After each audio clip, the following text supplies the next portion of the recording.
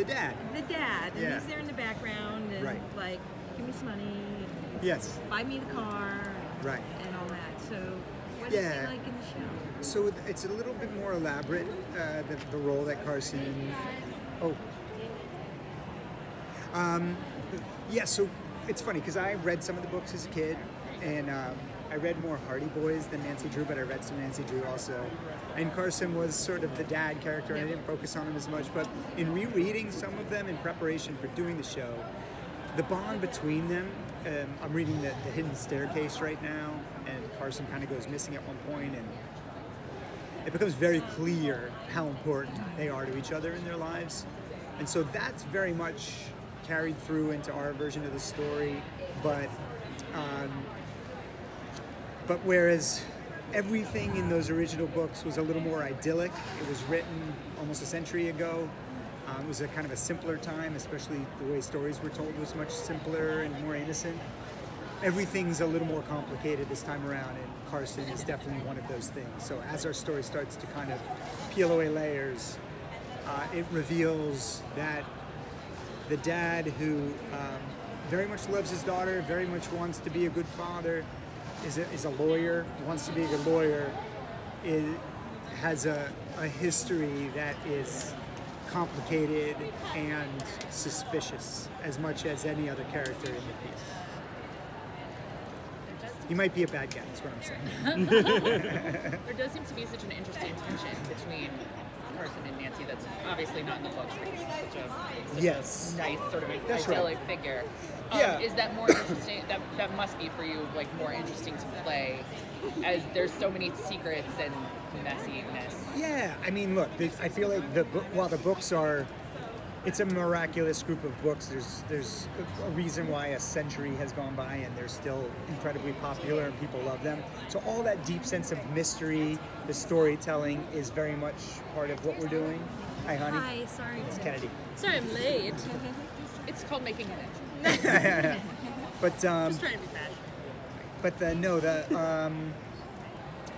but one of the things that this show very much embraces is that because we live in a more complicated time, because we're far more willing to discuss the sort of messy underbelly of life, that very much factors into this story. And so everything feels a little bit more honest and real and relatable than the books do. You know, the books are incredible, they're mysterious, they're fun, but the telling of this story in our show, all these characters are fully realized human beings with really great heroic sides to them and possibly much darker, unfortunate sides to them.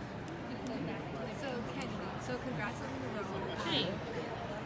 We heard a little bit earlier about the story of how you were able to get the role.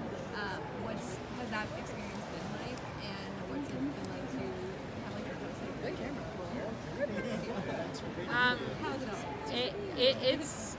It's been wildly surreal. Though it's something that it's a role I'm extremely proud and enthusiastic to fulfill. I'm naturally, I think, a very hard worker, and I adore my work, and I throw myself into it. So that lends itself well to working 16 hours every day, and so that helps. But it's been, especially coming here. So I after I graduated college in 2018, I moved to New York as a hopeful actor, and got the job in the beginning of 2019. So to come back here now, after all of this, I hadn't been back since we started filming the season. And last night I went to my old street and I just looked at the subway station and had my face on it. And I just, it's just an indescribable feeling of, oh, I'm getting teary-eyed. It's a really incredible, which is world-bending. You just don't know how to, but when your dreams have come true, it's sort of like, I don't know what to do with this, but it's beautiful, and I feel so incredibly supported by our whole team and people like Scott. I think you've helped me a lot acknowledge and embrace that I do fill the shoes. You know, when in moments when I feel like maybe I'm not quite enough. You know, I feel like there are people like you.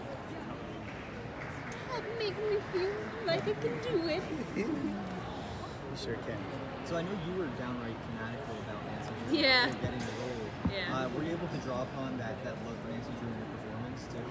Yeah, I think it helped a lot with the pressure of the whole thing, because I had a very confident sense of who Nancy was for me since I was quite young, and had sort of in my head been pretending to be her for years and years and years, you know?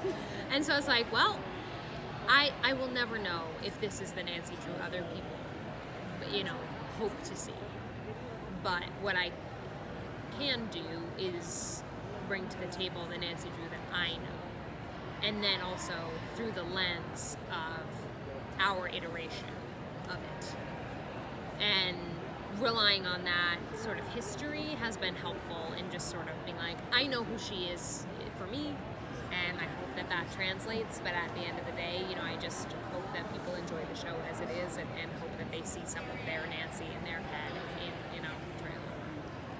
I feel like this is one of those shows that really people should have made like years ago. It's been such a long time. I do not know how I got so lucky that it hadn't happened yet. Well, in full disclosure, they did try. Well, Yeah, it yeah. had happened. Past yeah. handful of years, they've But- been giving it a whirl, but she wasn't around yet. They were waiting. But how do you feel like Nancy Drew specifically slots into where we are in like 2019, like telling this kind of story right now? Oh, I think it slots in extremely well, in a number of different ways. You know, I think we're seeing this incredible central character who does incredible, amazing, brave things, who happens to be a female, which is great.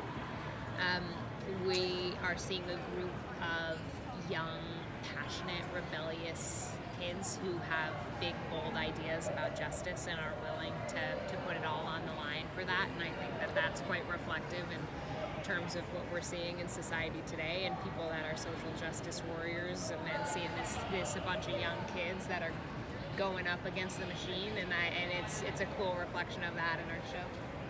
And yeah, you know, in the books, there was always this kind of like spooky sound, and then, oh, it was just, you know, the cat like left the window.